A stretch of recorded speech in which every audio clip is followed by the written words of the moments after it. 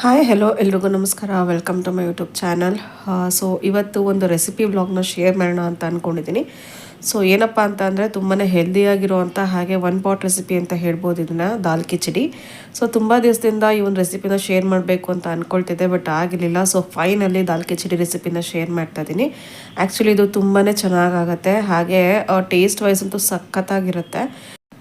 So ಈ ಒಂದು ರೆಸಿಪಿನ ಟ್ರೈ ಮಾಡಲೇಬೇಕು. ಹಾಗೆ ಹೇಗೆ ಮಾಡೋದು ಅನ್ನೋದನ್ನು ನೋಡೋಣ. ಅದಕ್ಕೂ ಮುಂಚೆ ಇನ್ನೂ ಕೂಡ ಚಾನಲ್ಗೆ ಸಬ್ಸ್ಕ್ರೈಬ್ ಆಗ್ದಲೇ ಹೋದರೆ, ಹಾಗೆ ಹೊಸಬ್ರು ಯಾರಾದರೂ ಚಾನಲ್ನ ನೋಡ್ತಾ ಇದ್ದರೆ ಪ್ಲೀಸ್ ಸಬ್ಸ್ಕ್ರೈಬ್ ಮಾಡ್ಕೊಂಡು ನೋಡಿ.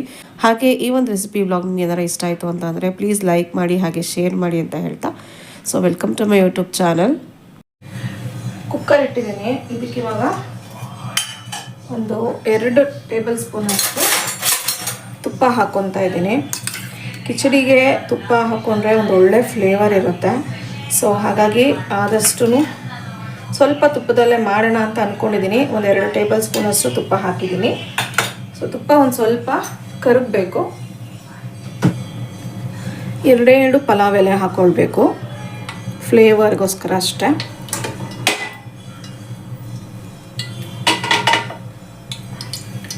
ನೆಕ್ಸ್ಟ್ ಇವಾಗ ಇದಕ್ಕೆ ಅರ್ಧ ಕಪ್ಪು ಮಸೂರ್ ದಾಲ್ ಅಂತ ಅಂತೀವಲ್ಲ, ಅಂದರೆ ಮೈಸೂರು ಬೇಳೆ, ಇದನ್ನು ಹಾಕ್ಕೊಳ್ತಾ ಇದ್ದೀನಿ. ಫ್ಲೇಮ್ ಸಿಮ್ಮಲ್ಲಿ ಇಟ್ಕೊಂಡು ಹಾಕ್ಕೊಳ್ಳಿ. ಹಾಗೆ ಅರ್ಧ ಕಪ್ಪಷ್ಟು ಹೆಸರು ಬೇಳೆ ಹಾಕ್ಕೊಳ್ತಾ ಇದ್ದೀನಿ. 1 ಕಪ್ ಫುಲ್ಲಾಗಿ ತೊಗರಿಬೇಳೆ ಹಾಕ್ಕೊಳ್ತಾ ಇದ್ದೀನಿ. ಇದಕ್ಕೆ 3 ಥರ ಬೇಳೆಗಳನ್ನ ನಾನಿಲ್ಲಿ ಬಳಸ್ಕೊಳ್ತಾ ಇದ್ದೀನಿ. ಸ್ವಲ್ಪ ಇದಿಷ್ಟು ಈ ರೀತಿ ಸುಮ್ಮನೆ ಹಾಗೆ ಫ್ರೈ ಮಾಡ್ಕೋಬೇಕು, ತುಂಬ ಹೊತ್ತೇನು ಬೇಡ. ಸ್ವಲ್ಪ ತುಪ್ಪದಲ್ಲಿ ಒಂದು 2 ಮಿನಿಟ್ಸ್ ಫ್ರೈ ಮಾಡಿಕೊಂಡು ಆಮೇಲೆ ಇದನ್ನು ಕ್ಯಾಪ್ ಹಾಕಿ ನೀರು ಹಾಕಿಬಿಟ್ಟು ನಾವು ಬೇಯಿಸ್ಕೋಬೇಕಾಗತ್ತೆ. ಬೇಳೆ ಎಲ್ಲ ಮುಳುಗೋವಷ್ಟು ನೀರು ಹಾಕ್ಕೊಳ್ತಾ ಇದ್ದೀನಿ. ಒಂದು ಸ್ವಲ್ಪ ನೀರು ಜಾಸ್ತಿನೇ ಹಿಡಿಸುತ್ತೆ ಹೆಸರು ಬೇಳೆ. ಹಾಗೆ 3 ಥರ ಬೇಳೆನ ನಾವು ಬಳಸಿರ್ತೀವಲ್ವ, ಒಂದು ಸ್ವಲ್ಪ ನೀರು ಜಾಸ್ತಿನೇ ಹಾಕ್ಕೊಂಡು ನಾವು ಇದನ್ನು ಒಂದು 3 ವಿಷಲ್ಸ್ ಅಥವಾ 2 ವಿಷಲ್ಸ್ ತೊಗೋಬೇಕು. ಅಂದರೆ ಬೇಳೆ ಎಲ್ಲ ಫುಲ್ ಕಂಪ್ಲೀಟಾಗಿ ಸಾಫ್ಟ್ ಆಗಬೇಕು. ಹಾಗಾಗಿ ಅಲ್ಲಿವರೆಗೂ ನಾವು ವಿಷಲ್ ತೊಗೊಳ್ಬೇಕಾಗತ್ತೆ.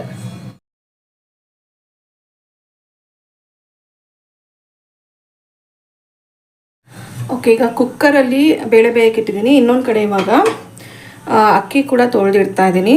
ಸೊ ನಾನಿಲ್ಲಿ ಸಪ್ರೇಟಾಗಿ ಕುಕ್ ಮಾಡ್ಕೊಳ್ತಾ ಇದ್ದೀನಿ. ಆ್ಯಕ್ಚುಲಿ ದಾಲ್ ಕಿಚಡಿ 1 ಪಾಟ್ ರೆಸಿಪಿ. ಸೊ ಒಟ್ಟಿಗೆ ಬೇಳೆ ಹಾಗೆ ಅಕ್ಕಿ ಎಲ್ಲ ಹಾಕಿ ನಾವು ವಿಷಲ್ ತೊಗೊಳ್ಬೋದು, ಬಟ್ ಈ ರೀತಿ ಮಾಡೋದ್ರಿಂದ ಟೇಸ್ಟ್ ತುಂಬಾ ಚೆನ್ನಾಗಿರುತ್ತೆ ಮತ್ತು ಅನ್ನ ತುಂಬ ಬೆಂದು ಹೋಗಲ್ಲ. ಯೂಶ್ವಲಿ ಕುಕ್ಕರಲ್ಲಿ ಬೇಳೆ ಹಾಗೆ ಅಕ್ಕಿ ಎಲ್ಲ ಒಟ್ಟಿಗೆ ಹಾಕಿದ್ರೆ ತುಂಬಾ ಬೆಂದೋಗ್ಬಿಡುತ್ತೆ ಅನ್ನ. ಸೊ ಇದು ಮಾಮೂಲಿ ನಾವು ಯಾವ ರೀತಿ ರೈಸ್ ಮಾಡ್ಕೊಳ್ತೀವಲ್ಲ ಅದೇ ರೀತಿಯೇ ನಾವು ಅನ್ನ ಮಾಡ್ಕೊಳ್ಬೇಕು.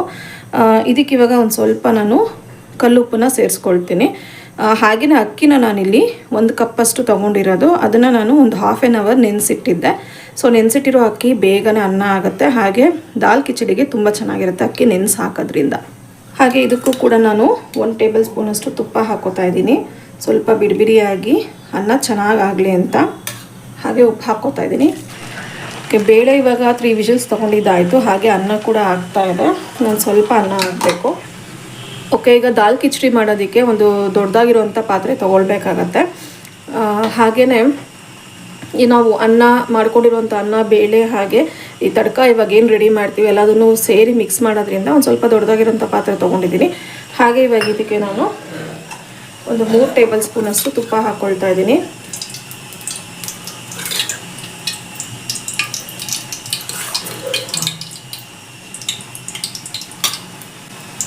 ಬೇಕಾದರೆ ಎಣ್ಣೆನೂ ಕೂಡ ಹಾಕೋಬೋದು, ಬಟ್ ನಾನೇನು ತುಪ್ಪ ಯೂಸ್ ಮಾಡ್ತಾ ಇದ್ದೀನಿ. ತುಪ್ಪ ಒಂದು ಸ್ವಲ್ಪ ಕರಗಲಿ. ಸ್ವಲ್ಪ ತುಪ್ಪ ಕಾಯಿಸ್ಕೊಂಡು ಇದಕ್ಕೆ ಇವಾಗ ಜೀರಿಗೆ ಹಾಕ್ಕೊಳ್ತಾ ಇದ್ದೀನಿ. ಒಂದು ಅರ್ಧ ಟೇಬಲ್ ಸ್ಪೂನಷ್ಟು ಜೀರಿಗೆ, ಹಾಗೆ 2 ಒಣಮೆಣ್ಸಿನ್ಕಾಯಿನ ಸ್ಲಿಟ್ ಮಾಡಿ ಹಾಕೋತಾ ಇದ್ದೀನಿ. ಅದಾದ ನಂತರ 2 ಹಸಿಮೆಣ್ಸಿನ್ಕಾಯಿನ ಸ್ಲಿಟ್ ಮಾಡಿ ಹಾಕೋತಾ ಇದ್ದೀನಿ.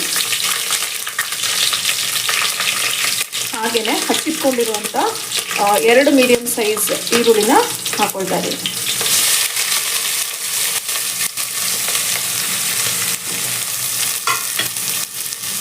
ಇದಿಷ್ಟು ಚೆನ್ನಾಗಿ ಮಿಕ್ಸ್ ಮಾಡ್ಕೋಬೇಕು. ಹಾಗೆ ಈರುಳ್ಳಿ ಎಲ್ಲ ಚೆನ್ನಾಗಿ ಫ್ರೈ ಆಗಬೇಕು.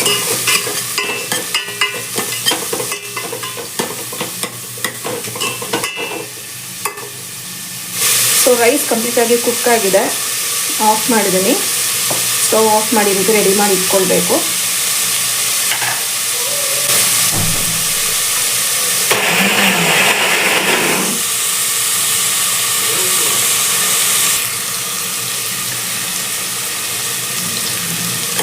ಈರುಳ್ಳೆಲ್ಲ ಚೆನ್ನಾಗಿ ಫ್ರೈ ಆಗಿದೆ, ನೋಡ್ತಿರ್ಬೋದು. ಈರುಳ್ಳಿ ಚೆನ್ನಾಗಿ ಫ್ರೈ ಮಾಡ್ಕೊಂಡಿದ ನಂತರ 2 ಟೇಬಲ್ ಸ್ಪೂನಷ್ಟು ರಫಾಗಿ ಶುಂಠಿ ಬೆಳ್ಳುಳ್ಳಿ ಪೇಸ್ಟ್ ಮಾಡ್ಕೊಂಡಿದ್ದೀನಿ. ನಾನು ಇದಕ್ಕೆ ನೀರನ್ನು ಸೇರಿಸಿಲ್ಲ, ಅಥವಾ ನಾವು ಸಣ್ಣದಾಗಿ ಹಚ್ಚಿ ಕೂಡ ನಾವು ಶುಂಠಿ ಬೆಳ್ಳುಳ್ಳಿ ಹಾಕ್ಬೋದು. ಸೊ ನಾನೀಗ ಇದಕ್ಕೆ ಪೇಸ್ಟನ್ನೇ ಹಾಕೋತಾ ಇದ್ದೀನಿ. ಇದೊಂದು ಸ್ವಲ್ಪ ರಾ ಸ್ಮೆಲ್ ಎಲ್ಲ ಹೋಗೋದು ಚೆನ್ನಾಗಿ ಫ್ರೈ ಮಾಡ್ಕೋಬೇಕು.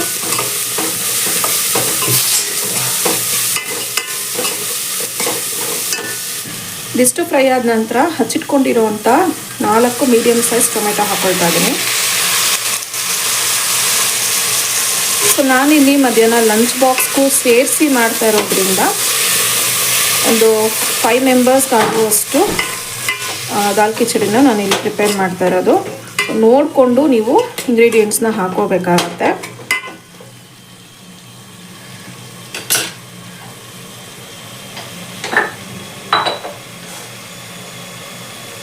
ಒಂದು ಸ್ವಲ್ಪ ನಾನಿಲ್ಲಿ ಕಲ್ಲುಪ್ಪನ್ನ ಸೇರಿಸ್ಕೊಳ್ತಾ ಇದ್ದೀನಿ.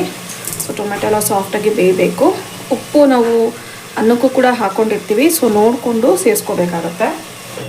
ಟೊಮೆಟೊ ಎಲ್ಲ ಫುಲ್ ಸಾಫ್ಟ್ ಆಗೋವರೆಗೂ ಚೆನ್ನಾಗಿ ಇದನ್ನು ಬೇಯಿಸ್ಕೊಳ್ಬೇಕು. ಸೊ ಹಾಗಾಗಿ ಒಂದು ಲಿಡ್ ಕ್ಲೋಸ್ ಮಾಡಿ ಬೇಯಿಸ್ಕೊಳ್ಳೋಣ.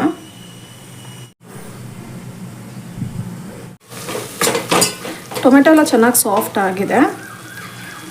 ಇವಾಗ ಇದಕ್ಕೆ ನಾನು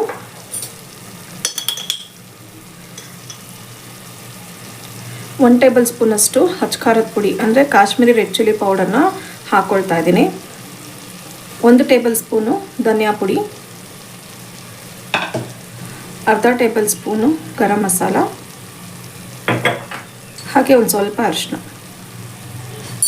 ಇದಿಷ್ಟನ್ನು ಹಾಕಿ ಚೆನ್ನಾಗಿ ಮಸಾಲೆ ಎಲ್ಲ ಹುರ್ಕೊಳ್ಳೋ ರೀತಿ 2 ಮಿನಿಟ್ಸ್ ಫ್ರೈ ಮಾಡ್ಕೋಬೇಕಷ್ಟೆ. ಸ್ವಲ್ಪ ಇದಕ್ಕೆ ನೀರು ಸೇರಿಸ್ಕೊಳ್ತಾ ಇದ್ದೀನಿ. ಆ್ಯಕ್ಚುಲಿ ಮಸಾಲ ಫ್ಲೇವರ್ಸ್ ಎಲ್ಲ ಹಾಕಿದ್ಮೇಲೆ ಅರೋಮಾ ತುಂಬಾ ಚೆನ್ನಾಗಿ ಅನ್ನಿಸ್ತಾ ಇದೆ. 2 ಮಿನಿಟ್ಸ್ ಫ್ರೈ ಆಗಬೇಕು.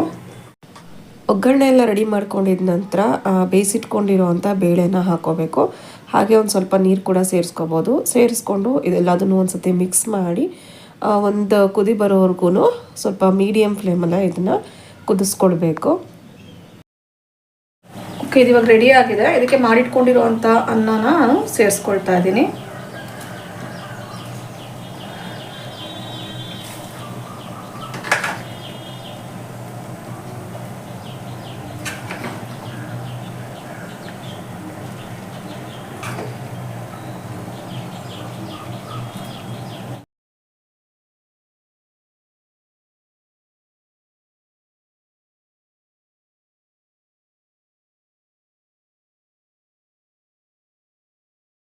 ಮಿಕ್ಸ್ ಮಾಡೋವಾಗಲೇ ಒಂಥರ ಚೆನ್ನಾಗಿ ಅನ್ನಿಸ್ತಾ ಇದೆ. ಆ್ಯಕ್ಚುಲಿ ನೋಡೋದಕ್ಕೆ ತುಂಬ ಚೆನ್ನಾಗಿ ಕಾಣಿಸ್ತಾ ಇದೆ, ಹಾಗೆ ಟೇಸ್ಟ್ ಮಾಡಬೇಕು ಅಂತ ಅನ್ನಿಸ್ತಾ ಇದೆ. ಸೊ ರೆಡಿ ಆಗಲಿ. ಸ್ವಲ್ಪ ಇದು ಕನ್ಸಿಸ್ಟೆನ್ಸಿ ತೆಳುನೇ ಇರಬೇಕು, ಏಕೆಂದರೆ ಬೇಳೆ ಎಲ್ಲ ಬೇಯಿಸಿರೋದ್ರಿಂದ ಸ್ವಲ್ಪ ಗಟ್ಟಿ ಆಗಿಬಿಡುತ್ತೆ. ಹಾಗಾಗಿ ಇದೇ ರೀತಿ ನೋಡಿ ಸ್ವಲ್ಪ ತೆಳುಗೆ ಮಾಡ್ಕೋಬೇಕು. ಈ ರೀತಿ ಇದು ಸ್ವಲ್ಪ ತಣ್ಣಗಾದ ನಂತರ ಎಲ್ಲ ಹೊಂದ್ಕೊಳುತ್ತಲ್ಲ, ಆವಾಗ ಇದು ಸ್ವಲ್ಪ ಗಟ್ಟಿ ಆಗಿಬಿಡುತ್ತೆ. ಸೊ ಹಾಗಾಗಿ ಲಾಸ್ಟಿಗೆ ಒಂದು ಸ್ವಲ್ಪ ಕೊತ್ತಂಬರಿ ಸೊಪ್ಪನ್ನು ಕೂಡ ಸೇರಿಸ್ಕೊಳ್ಬೇಕು.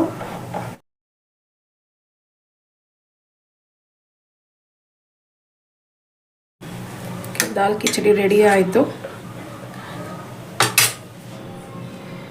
ಸೊ ಫೈನಲಿ ದಾಲ್ ಕಿಚಡಿ ರೆಸಿಪಿ ರೆಡಿ ಆಗಿದೆ. ಮಾಡೋದು ಕೂಡ ತುಂಬ ಈಸಿ, ಹಾಗೆ ಟೇಸ್ಟ್ ವೈಸ್ ತುಂಬಾ ಚೆನ್ನಾಗಿದೆ. ಸೊ ಒಂದ್ಸತಿ ದಾಲ್ ಕಿಚಡಿ ಇನ್ನೂವರೆಗೂ ಮಾಡಿಲ್ಲ ಅಂದವರು ಖಂಡಿತವಾಗ್ಲೂ ಟ್ರೈ ಮಾಡಿ, ಸಖತ್ತಾಗುತ್ತೆ ಅಂತ ಹೇಳ್ಬೋದು. ಹಾಗೆ ವಿಡಿಯೋ ನಿಮ್ಗೆ ಏನಾರ ಇಷ್ಟ ಆಯಿತು ಅಂತಂದರೆ ಪ್ಲೀಸ್ ಲೈಕ್ ಮಾಡಿ, ಹಾಗೆ ಶೇರ್ ಮಾಡಿ, ಹಾಗೆ ಇನ್ನೂ ಕೂಡ ಸಬ್ಸ್ಕ್ರೈಬ್ ಆಗ್ದಲ್ಲೇ ನೋಡ್ತಿದ್ದೀರಾ ಅಂತಂದರೆ ಪ್ಲೀಸ್ ಸಬ್ಸ್ಕ್ರೈಬ್ ಮಾಡಿ ಅಂತ ಹೇಳ್ತಾ, so meet you in the next vlog. Until then thanks for watching.